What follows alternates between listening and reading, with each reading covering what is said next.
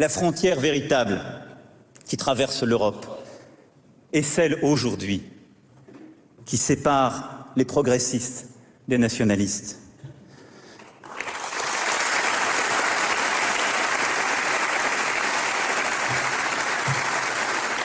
Et nous en avons pour au moins une décennie. Ce sera difficile, mais le combat est clairement posé.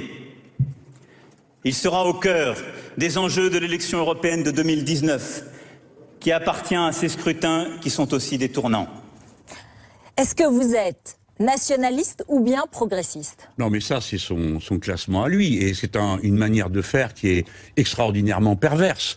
Parce que ça revient à dire, ou vous êtes d'accord avec moi, ou bien vous êtes un ennemi abominable. Parce que dans sa bouche, nationaliste, c'est l'horreur absolue, etc. Bon, on comprend ce qu'il veut dire. Cette manière de faire est totalement inacceptable. Il devrait se demander pourquoi il y a une telle vague d'extrême droite dans toute l'Europe. Qui l'a créée? Les libéraux et les fachos, c'est les deux faces de la même médaille. Les libéraux font une politique qui détruit l'État social, les gens commencent à se détester entre eux, ne supportent plus les immigrés, ne supportent plus que quelqu'un vienne chez eux, et du coup, on a comme ça, à cause de la politique des libéraux, une poussée des fachos. Et lui, qu'est-ce qu'il nous annonce? Qu'il va continuer à faire ce qu'il a toujours fait. Et il le fait il a un discours sur l'Europe qui est absolument incroyable. Il dit, nous ne voulons pas faire des camps qui je ne sais quoi. Il l'a signé. Et il dit, au contraire, nous voulons faire un budget de la zone euro comme on l'a accepté. Personne ne l'a accepté. Il ment, il en fume, il en tortille pour arriver à fabriquer un paysage qui soit à sa main. Alors ce n'est pas par ce bout-là qu'il faut prendre les choses. Vous êtes où sur l'Europe? Par exemple, si je lis ce que dit Benoît Hamon,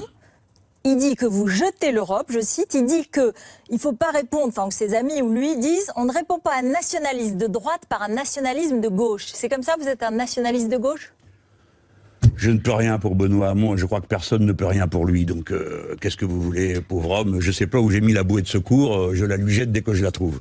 Bon, je lui ai proposé de dialoguer pour dire on arrête ce genre de comédie ridicule, parlons sérieusement du fond de ce qu'on propose. Je vais vous redire mon argument pour que vous l'entendiez. Mais d'abord, je vais vous dire une chose. Oui, je crois à la France.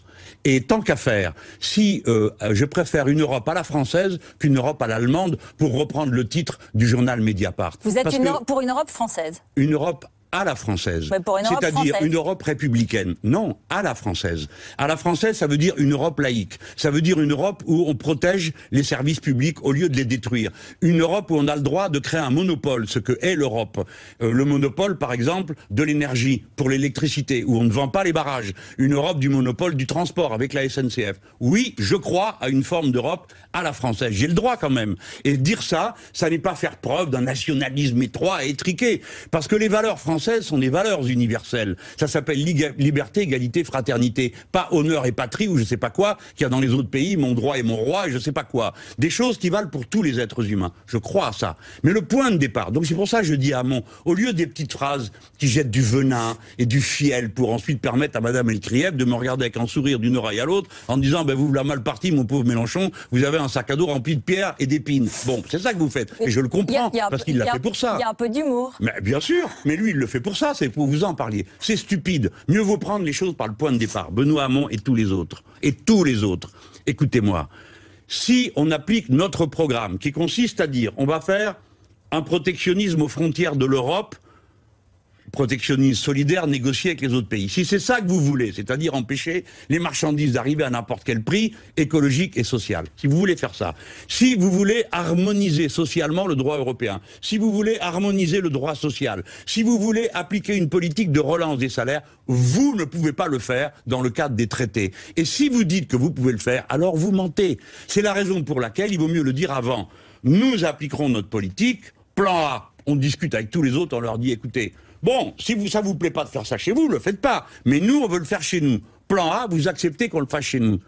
Plan B, si on nous dit, bah écoutez, monsieur Mélenchon, vous avez eu une majorité dans votre pays, mais nous, on s'en fout, on veut pas. Comme a dit monsieur Juncker, il n'y a pas de démocratie possible en dehors des traités. Dit monsieur Juncker. Moi, je lui dis, c'est dans les traités qu'il n'y a pas de démocratie possible, parce qu'on peut rien revoir. Dans ce cas-là, je dis plan B. Donc vous sortez. Quels sont plan B, on sort. Regardez comme vous êtes simpliste. Non, je vous pose la question.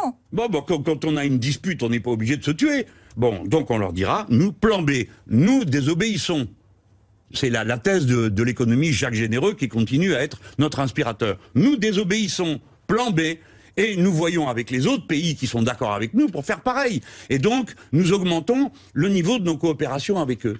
Voilà, nous n'accepterons plus cette forme d'Europe-là, nous n'en voulons pas. Et nous devons aller au bout de notre raisonnement.